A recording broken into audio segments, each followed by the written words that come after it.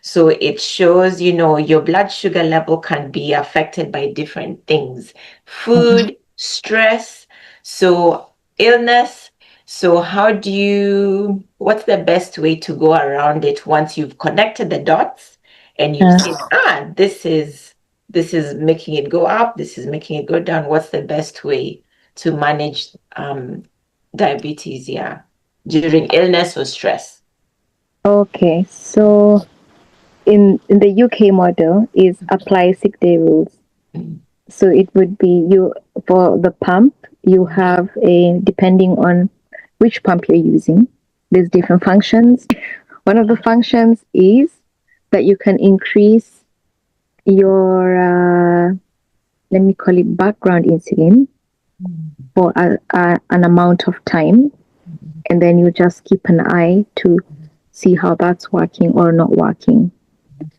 So, as I said, you are in a constant state of experimenting. Yeah, and I hope you can see what I mean by seasons.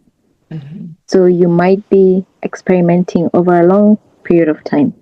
It might work this week, and then next week you'll find that it's a different something is added on. Maybe your on your cycle is a another ball added to your, as I said, like a tightrope walker, and you're juggling balls. So now you think, okay, and then you start joining the dots. Okay, so this part of my cycle, I am more insulin resistant. So this is what I need to do. Or sometimes you discover that there's hidden carbohydrates in things like sushi. I didn't know that I think they add sugar to the rice to make it more sticky. I forget what it was, and I thought, oh, and I remember visiting the States, and absolutely everything has corn syrup. Corn syrup, yeah. Oh my goodness. Yeah. Wowza. That was that was I thought, oh my goodness. The good thing is, I suppose, if it's things with packaging, then you can read the packaging. So I ended up not eating things that said anything to do with corn syrup, corn sugar, that one. And it's in absolutely everything. My God. Yeah. So maybe that saved me. Yeah. It did, because now you'll eat healthier. Oh, wow. Yeah. Oh yeah, go ahead. Sorry, sometimes it might just be, so for example, try and eliminate carbohydrates at a section of the day. So not be hungry. So you can have like a piece of meat and a salad, so that it would be a protein and like negligible carbs, like nothing. And you still have a feeling of satiety, but then you can monitor what the effect is on the insulin you're already taking. Then you can establish like how to move on. So that will give you another piece of information to act on. As I said, it's about making an informed decision. So it informs you if what's already there as a standard is working for you. Then you can change it. And then you think, okay, tomorrow for dinner, I will have I don't know, baked potato. So because of the way it's being, this is what I mean by when you're on the dose adjustment for normal eating course, they teach you a lot about different food groups and how they're digested, even how foods are cooked. For example, I gave an example of the glorious potato when it's deep fried. Yeah. How does that affect its digestion and subsequently the effect of insulin on it? Mm. If it's baked, how does that affect, because it's drawing water out of, so the carbohydrates are a lot more concentrated. Mm. If it's boiled, you're adding water to it, so what's the effect of that? So you that's why I said I love the UK model where you're educated, so you're making informed decisions. You actually learn a lot about your own body, about different food groups. And because I'm a foodie, I suppose it just works It for helps. me. Yeah. Yeah. Yeah. That's Sorry, what was your question? no, that was like in terms of adjusting no, managing the stress, managing your sugar levels when you're stressed or when you're ill. So you said Mm, the best thing, working with your healthcare professional, knowing the sick day rule and mm, applying all those things, and the education part has really helped you because then you yeah. also get to understand, when it comes to food, since you're a foodie, when you bake the potato, when you're drawing the water out, when you're boiling it, when you're adding the water, what's the effect to your glucose level? So it's knowing these things because then now you'll apply it when the illness, when the stress comes, you know how to adjust your insulin levels or just how Yeah. to the self-care. I love how you said it before, the self-care. Yeah. Mm. Mhm. And So sometimes it's yeah, go just ahead. compassion. Yes. Some days you will just have to be extremely compassionate because everything that should work It's not working. is not working. Yeah. And those are the days where I remember literally when someone said that to me, I went back to the dictionary to read Mhm. what the definition for compassion was. And I was just going to ask you, what does compassion really mean? Yeah. Okay, okay. In that moment, I felt that compassion was just like, okay, I've tried my best. Mm-hmm. I really have. And this is just how the day ended Mm-hmm. or went on. I have really tried my best. I feel like I have fought. Yeah. Yeah. And it's okay. We'll start again tomorrow. Exactly. Yeah. Yeah. Yeah. And that's okay. Just being kind to yourself, not Mm, beating up yourself. The mm, way you wouldn't speak to someone and say, oh, you're so useless or whatever. No. So you apply that also to yourself and just yeah. be kind and I'll try again the next day. Yeah. Yeah. Yeah.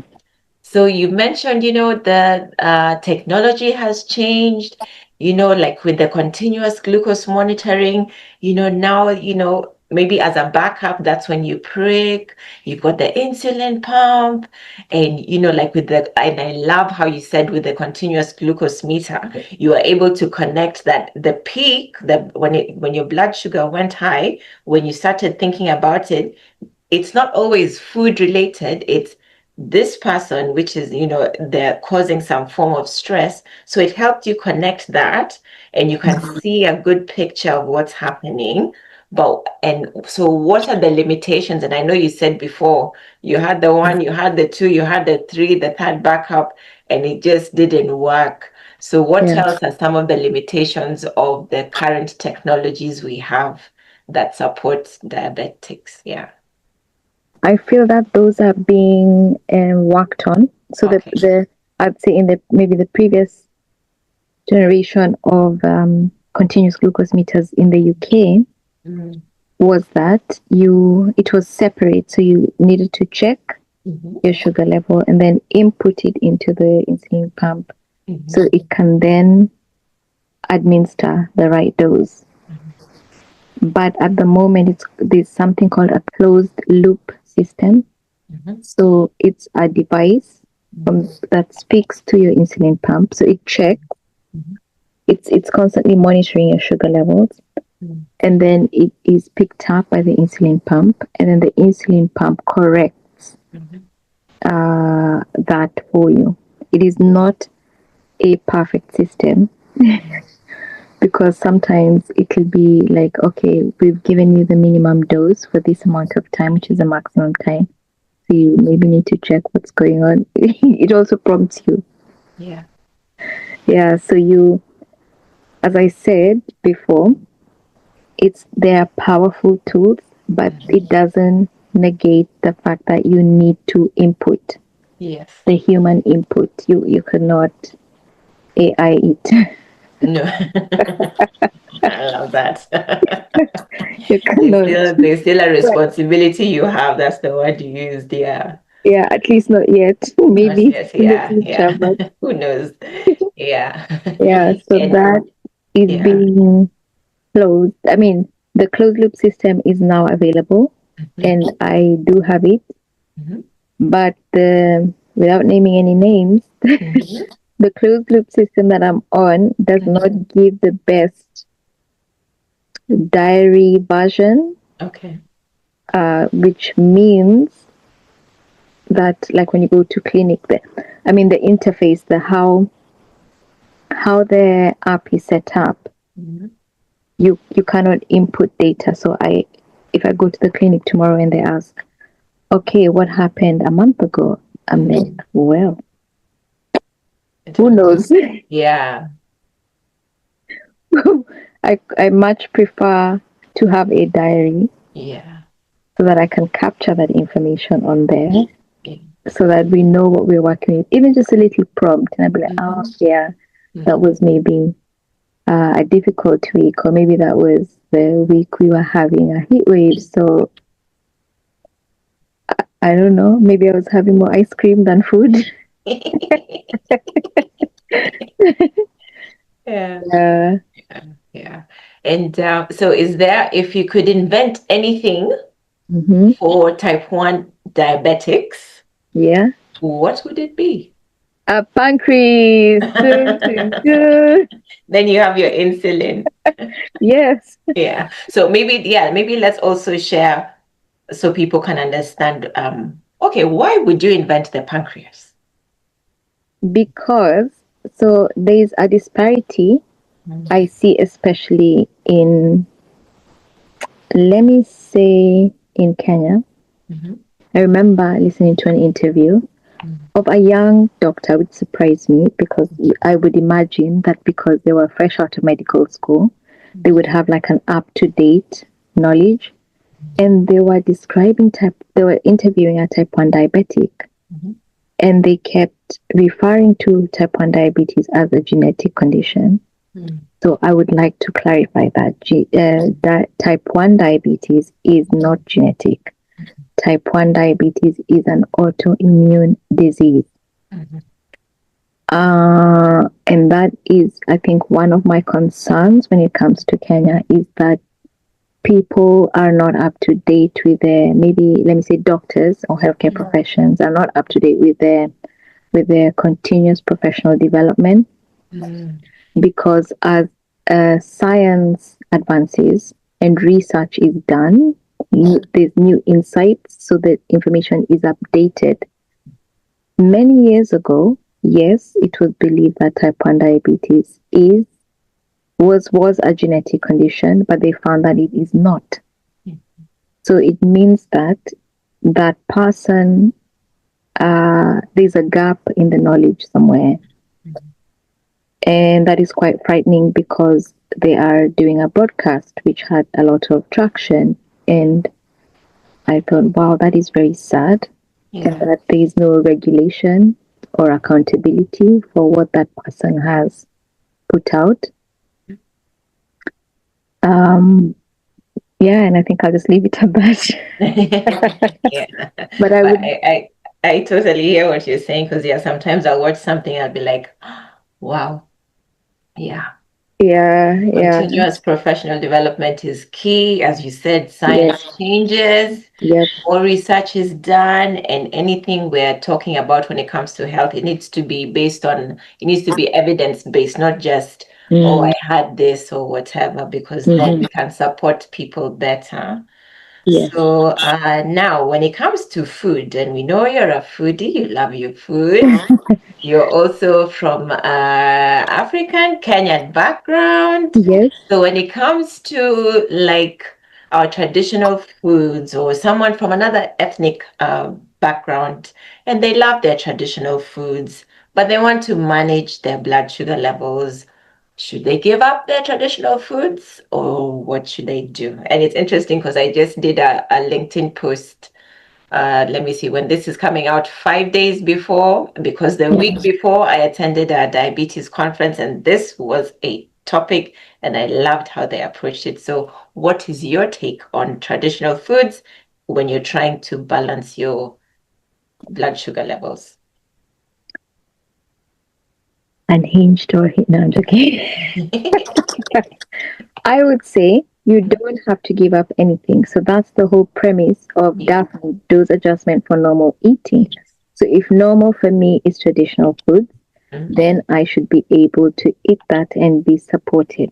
However, London is a cosmopolitan city, so I feel that we are maybe better served in that way. Yeah.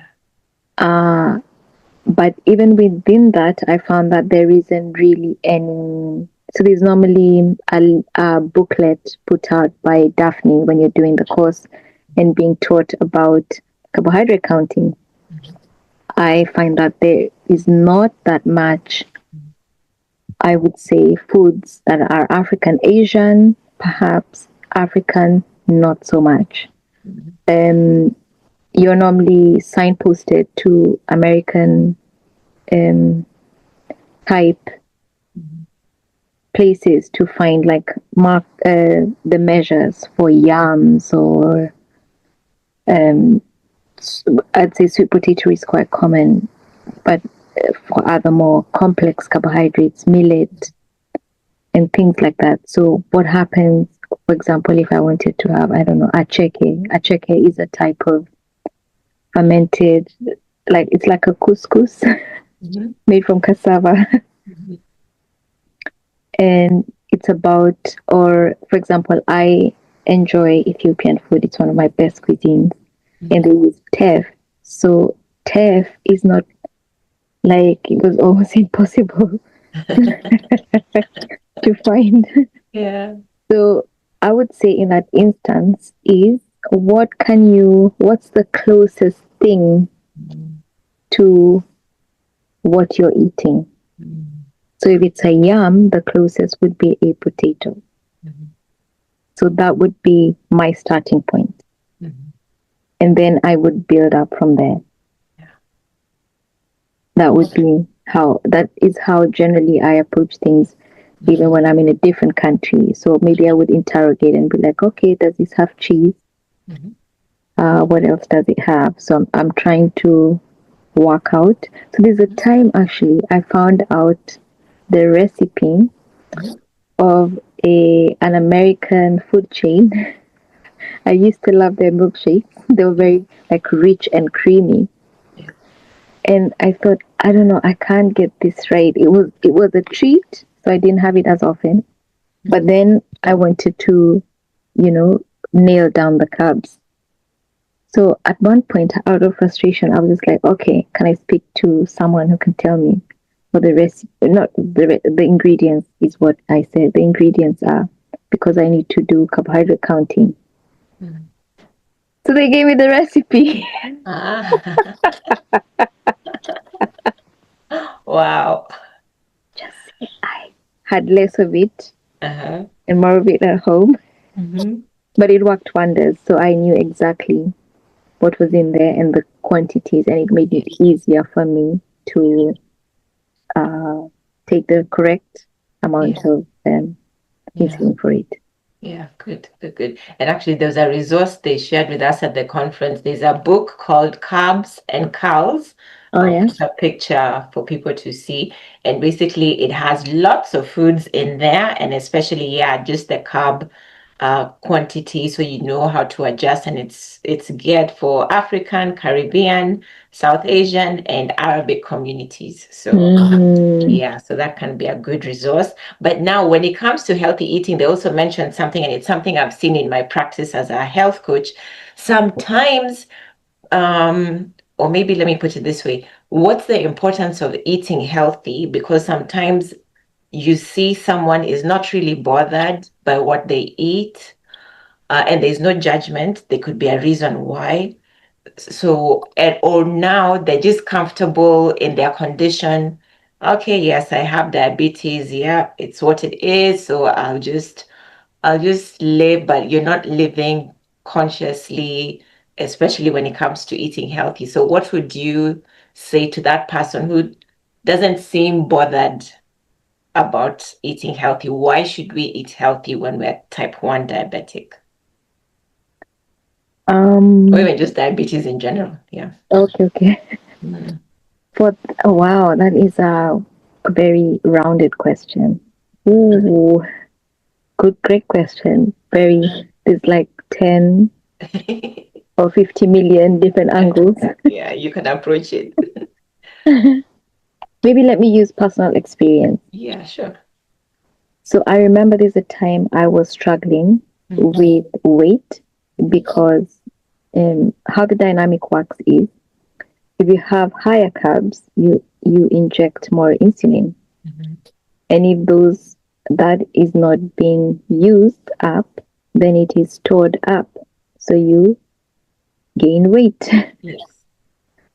um, and I was very unhappy. So then myself and the dietitian started to do a food diary, and I mean thorough Mhm. food diary. I would literally note down anything I even smelt or put close to my mouth because I'm the type that smells food and gains weight. So I wrote absolutely everything down. Mhm. And as we were going through my diary, she was asking me, so why do you feel the need to eat this amount of food? Mhm. And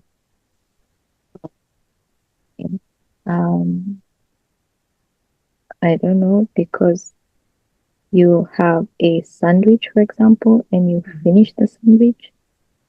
And she was like, maybe you don't need to finish the sandwich. You can have half the sandwich at tea time and then have the other half,